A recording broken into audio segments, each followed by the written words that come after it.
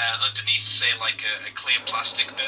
I'm listening to the Moonbase 2 podcast, and I'm doing me some... Yeah, probably a bit. Let me turn this off. Task, but that would have been quite nice. Oh, check one. I got an email, so let's see what that's about. Comment posted on Project... Oh, comment posted on Project Voyager.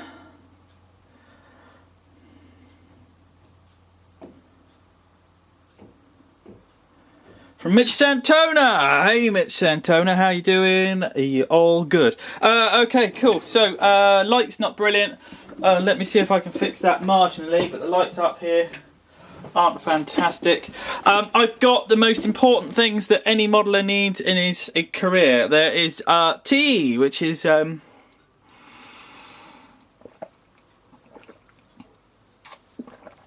awesome. There is my brand new soldering iron, which I've just gone and bought because the one I was using was frankly unacceptable. There are LEDs, light-emitting diodes. One is longer than the other. The one that is longer is the positive, and I've kinked that to make sure that it's applicable. So all you do is I am soldering. So I'm probably going to skip bits and jump bits and do all sorts of bits, but what I'm going to do is try and do that without the camera falling over. Try and do this so you can see what I'm doing, and the damn camera's just going to fall over. Is that better? There we go. Okay, right, we're on. I got a shoulder strap on today because I took the strap on. Oh, I took the camera out last night doing fireworks shit. Yeah, I love the fireworks. So I've got resistance. Hello, there we go. Resistors, okay, and you've got to take your LEDs, and to stop them from burning out from my lovely 6-volt power source, which I haven't gone to buy batteries for yet, so I haven't tested the LEDs. All I'm doing is taking the big long wire that's on there, take my word for it, chopping it off so it's not so quite big or long. Then you take the long section on your LED, and I'm going to tin it, which basically means I'm going to take my solder. You got to press the button. This soldering iron is shit, by the way, but it's working better than the other one because this is 100 watts and the one I borrowed off Dad was 60 and it just wasn't doing the job. So you just got to run that along like that, just sort of get solder along the working edge of the LED. Then you take your tweezers, you grab your thingy, so you got that going on like that, and then you're just gonna run the wire against the wire, warm it all up, which isn't working very, there we go, and then fuck it, I'll do it with my fingers. This is going to get hot, but right. What am I doing wrong? What am I doing wrong, kids? Let's turn this up the other way. So I've put the camera on and now I'm being all relaxed and shite and not doing it properly, so let's not burn my fucking fingers on that. And let's put that like that. And now let's put that like that. So now I can actually get to the front wire instead of being an awkward idiot like on the other one.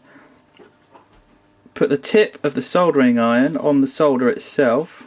Run it along and just get a nice smattering of solder. Hold it still. Ta-da! Then I'm going to snip off that edge, and you can tell that that must have taken fairly well because by grabbing the metal it actually pulled the LED out from between the two blocks of wood. The reason I'm using the blocks of wood, it just keeps it in place and stops it from flapping about all over the place. So I'm going to take some wire, which you can't see me doing, but I am, trust me, except I've lost the end of the wire now, which is rather disappointing. Where are we? There we go. Right, this is gonna, it's all gonna start going wrong now, but that's okay. I'm used to that. So if I push that back through there and just take that from there. Yay! Right, okay, cool, we're back on track. We're going to, you probably can't see any of this, you're just listening to me waffle on, but Anyone who's watched my channel before, you're probably all just used to that. Then using teeth, I cut all the way through the wire, which wasn't the plan, with my crappy old teeth actually. That's quite a surprise. There we go, to strip the end of the wire off. So, wire stripped, resistor stripped. Now I'm going to just prime the end of the resistor. Prime! So I'm just priming the end of the resistor like that. It helps if you put a small amount of pressure on it, but you don't really need to. You just let the heat do it itself. And then just run the solder up and down there like that, which just gives you a nice blob to work with. Then you get the metal. Is this all? Yes, it's good.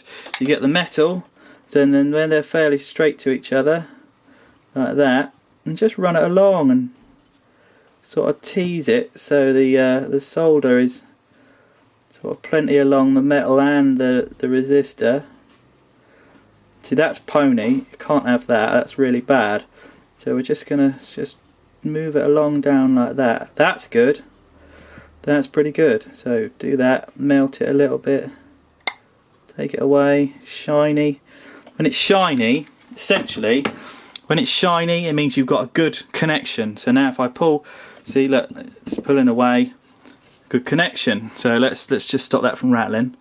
And is the camera going to look at that? Come on. So if I do that, and I do that, there we go. It's not looking too bad. It's not looking too bad at all. So I've done, how many have I done?